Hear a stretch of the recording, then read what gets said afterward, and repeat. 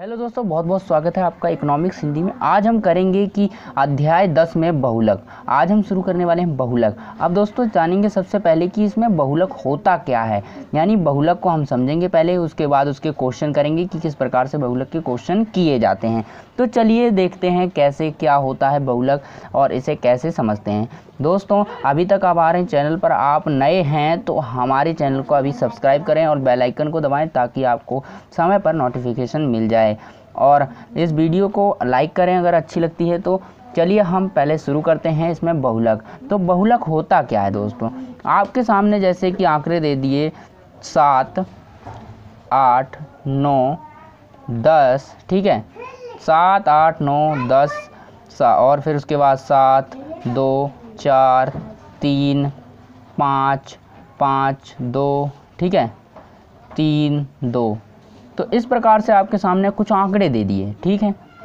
अब बहुलक क्या होता है? बहुलक का मतलब होता है ऐसी संख्या या ऐसा अंक जो कि सबसे अधिक बार आता है, उसे बहुलक कहा जाता है। मैंने क्या कहा? ऐसी संख्या या ऐसा अंक जो आंकड़ों में या श्रृंखला में सबसे अधिक बार आए, उसे बहुलक कहते हैं। यानी जो सबसे अधिक बार आता है आंकड़ों की श्रृंखला में, उसे बहुलक कहा जाता है। तो यहाँ पर देखिए बहुलक क्या है। यहाँ पर देखिए 7 कितनी बार आया है? एक बार। यहाँ पर नहीं, यहाँ पर 7 2 बार, यहाँ पर 2 बार है। 7 2 बार है तो 7 यहाँ पर 2 बार है, ठीक है। यहाँ पर 8 कितने बार है? 8 तो एक ही बार है। 9 कितने बार है? यहाँ पर देखिए 9 9 एक बार है। 10 भी एक बार है। 7 यहाँ पर पहले ही हो गया। 2 देखिए 1, यहाँ पर 1 2 2 2 3 बार है। तो 2 जो है 3 बार आया है। 4 जो है यहाँ पर 1 बार आया है। 3 1 बार, 3 2 बार आया है। और उसके बाद 5 2 बार आया है और 2। तो यहाँ पर एक ऐसी संख्या है। क्या है? 2 एक ऐसी संख्या है जो कि 3 बार आती है।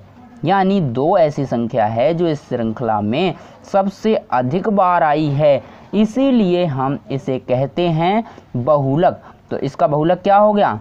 ये हो गया बहुलक। बहुलक। तो आपका जो 2 है, 2 क्या है? बहुलक है, क्योंकि ये श्रृंखला में सबसे अधिक बार आया है। तो उम्मीद है दोस्तों आप तो समझ गए होंगे कि बहुलक क्या होता है। तो चलिए हम इसके क्वेश्चन करते हैं। उससे पहले हम समझते हैं इसका फॉर्मूला यानी सूत्र। सूत्र क्या होता है तो फॉर्मूला समझ लेते हैं। सबसे पहले एक ही चीज़ तो ये है, आपको सिंपल आंकड़े ऐसे ही दे देंगे जैसे मैंने आपको बताया। इसमें पूछेंगे बहुलक क्या है, तो आपको ऐसे अवलोकन करके यानी देखने के पश्चात ही आप आंसर बड़ी आसानी से दे सकते हैं। तो अगर आपको ऐसा नहीं दिया है, आपको आवृत्ति दे रखी है, जैसे कि यहाँ पर दिया है 0, यहाँ पर 0 से 5 15 या 0 से यानी 10 से 20 है ना, 0 से 10 और 10 से 20, ऐसे कुछ आवृत्तियाँ दे रखी हैं। उसके बाद आपको अंक दे रखे हैं 5 6, ऐसे कुछ दे रखा है। तो आपको जो है सूत्र लगाने की आवश्यकता होगी। तो चलिए देखते हैं सूत्र के माध्यम से इसको कैसे निकालते हैं। तो उससे पहले हमें जानना होगा कि इसका सूत्र क्या है। तो यहाँ पर हम लिखते हैं सूत्र। सूत्र सबसे पहले हम देखते हैं सूत्र इसका क्या है, यानी इसका फॉर्मूला क्या है, क्योंकि बिना फॉर्मूले के आप इसे नहीं कर सकते, ठीक है। बिना फॉर्मूले के आप नहीं कर सकते। तो हम यहाँ पर लिखेंगे Z, इसको Z नाम दे देंगे बहुलक को, ठीक है। क्या दे देंगे? Z नाम दे देंगे। उसके बाद हम Z नाम दे देंगे। यहाँ पर देखिए कैसे निकलता है इसका सूत्र। यहाँ पर ये क्या है आपका L1। आपको सारी चीज़ें बताऊंगा इसमें कैसे क्या होती हैं। ये आपका आ गया F1 यहाँ पर है और माइनस F0, ठीक है, F1 माइनस F0। उसके बाद आपको करना है यहाँ पर F1 का डबल, ठीक। क्या करना है? F1 का डबल कर देना है।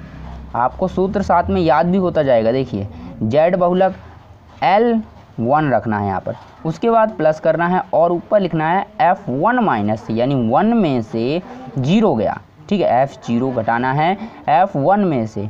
उसके बाद इसका F1 का जो है डबल कर देना है। उसके बाद इसको एज इट इज वैसे का वैसे ही लिख देना है। और उसके बाद एक और F2 भी माइनस करना है। इसमें F1 में से देखिए क्या करना है, F1 का डबल करके F0 और F2 को माइनस कर देना है।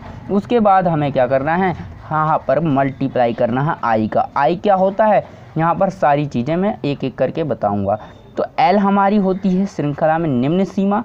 तो अभी इसको समझाने में आपको समझ नहीं आएगा, क्योंकि अभी मैं इसको जो है क्वेश्चन के माध्यम से करूंगा और क्वेश्चन में ही सारी चीज़ें बताऊंगा कि कैसे कहाँ पर कैसे निकाली जाती हैं, उससे आपको बेहतर समझ में आएगा। तो चलिए इसके लिए हम एक क्वेश्चन करते हैं, जिससे कि आपको ये बेहतर रूप से समझ में आ जाएगा और बड़ी आसानी से आप इसे कर पाएंगे। तो चलिए एक क्वेश्चन देख लेते हैं हम। तो यहाँ पर आपके सामने जो है क्वेश्चन लिख लेते हैं। तो समांतर यहाँ पर आपके सामने क्वेश्चन लिखते हैं कि यहाँ पर है वर्गांतर, जैसे वर्गांतर, ठीक है। यहाँ पर हमने वर्गांतर लिख लिया, वर्गांतर। और दूसरी चीज़ क्या है, यहाँ पर लिख लेते हैं आवृत्ति, आवृत्ति, ठीक है। अब यहाँ पर एक क्वेश्चन लिख लेते हैं। तो आपका एक क्वेश्चन आ गया, इस तरह से आपका एक क्वेश्चन हो गया। तो यहाँ पर आपके सामने क्वेश्चन लिख लेते हैं। क्या क्वेश्चन है, यहाँ पर सबसे पहले वर्गांतर क्या है, 0 से 10, ठीक है। 0 से 10, इसके बीच में कितना है 0 से 10 में, ये है आपका 2 दे रखा है। फिर आ जाएगा 10 से 20, उसके बाद है 20 से 30, 30 से 40। तो आपके लिए ये सिंपल क्वेश्चन करा रहा हूँ, बहुत ही आसान है। यहाँ पर 40 से उसके बाद आता है 50, ठीक है। ऐसे आपको लिख लेना है। यहाँ पर ये क्वेश्चन होता है, ऐसे लिखा हुआ मिलेगा पेपर में आपके सामने, ऐसे ही क्वेश्चन आएगा। यहाँ पर 5 है और ये जो है आपका 7 है, ये 5 है और ये 2 है। इस प्रकार से आपको ऐसे क्वेश्चन लिख लेना है। जब आप ऐसे क्वेश्चन लिख लेंगे तो अब आपको क्या करना है, अब आपको इसका बहुलक निकालना है। यानी आपने माध्यिका सीख लिया, माध्य सीख लिया कैसे निकाला जाता है। अब हम विस्तार से सीख रहे हैं बहुलक कैसे निकाला जाता है। तो बहुलक हम कैसे निकालेंगे इसमें देखते हैं। देखिए बहुलक यहाँ पर हमारे पास वर्गांतर है, तो हमें क्या करना पड़ेगा, एक सारणी बनानी पड़ेगी, ठीक है। जब भी हम क्वेश्चन करते हैं तो हम एक सारणी बनाते हैं, जिससे कि हम आसानी से क्वेश्चन कर सकें। तो सारणी देखिए कैसे बनाएंगे। सबसे पहले हम क्या करेंगे, सारणी बनाएंगे, ठीक है। सारणी बना लेते हैं। यहाँ पर क्या है, सारणी है हमारी। तो इसमें 2 ही कॉलम बनने वाले हैं सारणी में।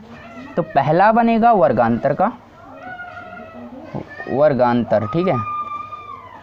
तो पहला कॉलम है वर्गांतर का। दूसरा कॉलम जो हमारा बन रहा है वो बन रहा है आवृत्ति का, आवृत्ति, ठीक है। दूसरा क्या है, आवृत्ति का। एक कॉलम बन गया वर्गांतर, एक आवृत्ति, जो कि इसमें दे रखा है, कॉलम बन गया।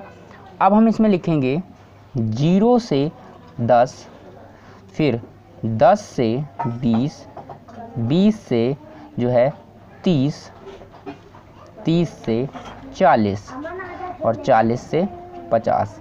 तो हमने लिख लिया। अब हम देखते हैं यहाँ पर आवृत्तियाँ क्या क्या हैं। आवृत्ति देख लेते हैं। यहाँ पर है सबसे पहले 2, ये देखिए 2, 5, 7, 5 और ये 2, हमने ये भी लिख लिया। अब अगला काम क्या होता है हमारा, अब अगला काम क्या होता है, अगला काम जो होता है वो आपको बता देते हैं।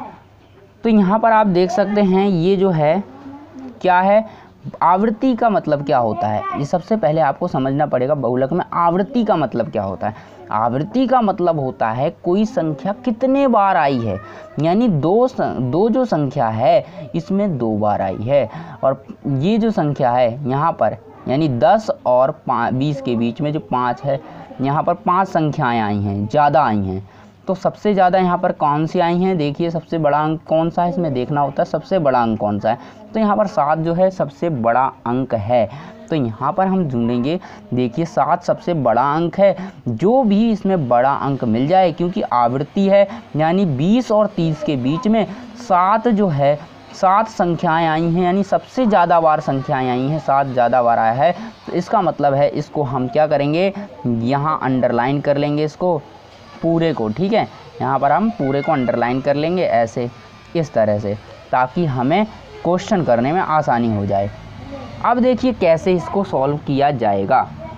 अब देखिए यहाँ पर जो ये हमारा क्या होती है, निम्न सीमा, ये L1 होता है, यहाँ पर इसे L1 कहा जाता है, ये L2 होता है, ठीक है। ये L2 होता है और ये L1 होता है। तो यहाँ पर ये क्या है हमारा, ये हमारा बन गया L1 जो कि हमें फॉर्मूले में चाहिए था। L1 ये रहा, L1 हमारा फॉर्मूले में चाहिए था, वो हमारा L1 निकल गया। अगला कैसे निकले? अगला देखिए यहाँ पर क्या होता है, यहाँ पर क्रम हो गया। ये क्या हो गया, ऊपर का F0 हो गया, बीच का F1 हो गया और नीचे का F2 हो गया। क्यों? है ना सिंपल, बहुत ही सिंपल।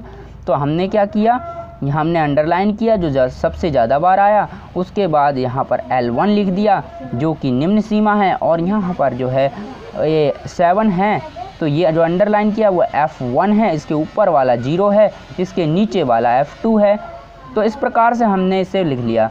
अब बस हमें क्या करना है, अब देखिए आई एक और रह गया फॉर्मूले का जो है आई क्या होता है, इसके बीच गैप होता है, वर्गांतर में गैप कितना का है, 10 का गैप है। देखिए 10 से 20, 20 से 30 का मतलब है जो आई होगा हमारा वो 10 होगा। ठीक है, तो यहाँ पर सारी वैल्यू लिख लेते हैं।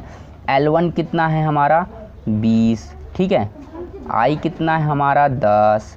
उसके बाद अगला और क्या है, F0 कितना है हमारा 5, F1 कितना है 7, ठीक है, और F2 कितना है हमारा 5।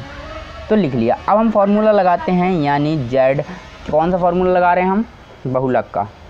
तो हम बहुलक का फार्मूला लगा लेते हैं। बहुलक का फार्मूला क्या है हमारे पास, Z, ठीक है, Z हमारा निकलेगा बहुलक। क्या फार्मूला है, L1 plus F1 minus F0, यही करते थे। अगली बार क्या करते थे, F1 का डबल कर देते थे, और उसके बाद ये वैसे का वैसे और F2 और माइनस कर देते हैं, और यहाँ पर मल्टीप्लाई आई कर देते हैं। ठीक है, यही काम करते थे हम, यही काम हम करते थे। अब हम क्या करेंगे, इस फॉर्मूले को सॉल्व करने के लिए अब हम क्या करेंगे, अब हम क्या करने वाले हैं, यहाँ पर फॉर्मूले की वैल्यू रखेंगे। तो वैल्यू कैसी रखेंगे, देखो L1 की वैल्यू क्या है यहाँ पर 20, तो यहाँ पर क्या है Z हमारा क्या होगा 20 प्लस, ठीक है, F1 क्या है हमारा, F1 यहाँ देखिए, F1 आपको दिख रहा है, F1 क्या है, F1 जो है आपका 7 है, तो यहाँ पे लिखेंगे 7, F0 है 5, और उसके बाद यहाँ नीचे F1 का डबल 7 इंटू -5 और -5, क्योंकि F2 भी आपका क्या है 5 है, F2 भी क्या है आपका 5 है। उसके बाद क्या है I का क्या है 10। अब बस आपको सिंपली सॉल्व करना है। अब देखिए सॉल्व करने में बहुत गलती हो जाती है, सॉल्व कैसे करते हैं, इसको सॉल्व करना सीख लेते हैं। सॉल्व करने में हमें से गलती हो जाती है, क्यों, क्योंकि हम इसमें जो है इसको सॉल्व करते हैं और लघुत्तम ले लेते हैं और उससे गलती हो जाती है। आप लघुत्तम मत लीजिए, मेरा सजेशन है आप लघुत्तम मत लीजिए। यहाँ पर 20 का 20 रखिए, इसको सॉल्व करें, देखिए 7 में 2 गया तो कितना 7 में 5 गया तो कितना बचेगा 2। उसके बाद जो है 7 दूनी 14 और -5 कितना होता है 10। उसके बाद 10 ये हो गया, अगले बार सॉल्व करेंगे। उसके बाद अगले स्टेप में क्या होगा, 2 वैसे का वैसे ही, 10 में 14 में 10 गया तो यहाँ पर 4, और यहाँ पर जो है इंटू 10, तो 2 1 कम 2, 2 दूनी 4 और 2 1 कम 2, 2 पंच 10। तो यहाँ पर आपके सामने आ गया 20 और ये क्या बचा 5, ये बचा आपका 5। तो आंसर क्या आएगा 5 और 5 क्या हो गया 5 और यानी 20 और 5 कितना होता है 25। तो यहाँ पर जो बहुलक आया, बहुलक क्या आ गया 25 आ गया। तो इस प्रकार से दोस्तों आप बहुलक निकाल सकते हैं। तो एक बार रिवीजन करा देता हूँ कैसे आपको बहुलक निकालना है, सब देख लिए दोस्तों। यहाँ पर हमने क्या क्या किया इस क्वेश्चन में, देखिए सबसे पहले हमें ये क्वेश्चन दे रखा था, ठीक है, हमने वर्गांतर लिखा, आवृत्ति लिखी, हमने सारणी बना ली। सारणी बनाने के बाद जिसमें हमें दिखा इस सारणी में कि सबसे ज़्यादा संख्या कौन सी है, यानी सबसे बड़ी संख्या कौन सी है, उसको अंडरलाइन कर लिया और उस संख्या को मैंने F1 मान लिया और ऊपर वाली को F0 और नीचे वाली को F2। उसके बाद जो इस सारणी में अंडरलाइन था, इसकी जो वर्गांतर थी, वर्गांतर की निम्न सीमा L होती है, उसको मैंने L ले लिया, यहाँ 20 मिल गया। उसको बस सारी वैल्यू आ गई। I हमारा क्या था, वर्गांतर का गैप था, यानी कितना इसमें अंतर है, तो वो निकल आया। उसके बाद हमने इसको फॉर्मूले में रख दिया। फॉर्मूला क्या है, L1 प्लस में F1 माइनस F0, ठीक है, F1 माइनस F0, और फिर F1 का डबल, उसमें जो है दोनों को माइनस करना है, F0 और F2 को, और इनटू करना है I। जिस फार्मूले में हमने रखा, बहुलक के फार्मूले में हमने ये सारी चीज़ें रखी और हमें मिल गया 25 सॉल्व करके। तो दोस्तों इस प्रकार से आप इसे सॉल्व कर सकते हैं। तो फिर मिलते हैं अगली वीडियो में, तब तक के लिए नमस्कार।